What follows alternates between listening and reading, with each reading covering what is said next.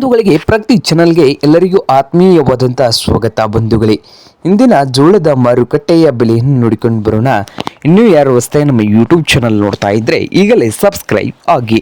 ಇಂದು ಜೋಳ ಯಾವ ಮಾರುಕಟ್ಟೆಯಲ್ಲಿ ಎಷ್ಟು ರೇಟ್ ಇದೆ ಅಂತ ನೋಡೋದಾದ್ರೆ, ಅಹಮದ್ನಗರ್ ಮಾರುಕಟ್ಟೆಯಲ್ಲಿ 1 ಕ್ವಿಂಟಲ್ ಜೋಳದ ರೇಟ್ ಬಂದು 2,000 ರೂಪಾಯಿದಿಂದ 3,000 ರೂಪಾಯಿವರೆಗೆ ರೇಟನ್ನು ಹೊಂದಿದೆ 1 ಕ್ವಿಂಟಲ್ಗೆ.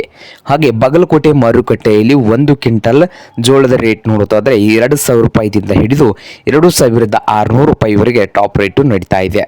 ಹಾಗೆ ಬಾಗಲಕೋಟೆ ಮಾರುಕಟ್ಟೆಯಲ್ಲಿ ನೋಡಿದ್ರಲ್ಲ, ಇನ್ನು ಹುಬ್ಳಿ ಮಾರ್ಕೆಟ್ನಲ್ಲಿ ನೋಡೋದಾದ್ರೆ 1 ಕ್ವಿಂಟಲ್ ಜೋಳದ ರೇಟ್ ಬಂದು 1,800 ರೂಪಾಯಿದಿಂದ 2,600 ರೂಪಾಯಿವರೆಗೆ ಲಾಸ್ಟ್ ರೇಟ್ ನಡೀತಾ ಇದೆ. 1,800ದಿಂದ 2,600 ರೂಪಾಯಿವರೆಗೆ 1 ಕ್ವಿಂಟಲ್ ಜೋಳದ ರೇಟು ಹುಬ್ಳಿ ಮಾರ್ಕೆಟ್ನಲ್ಲಿ ಇದೆ.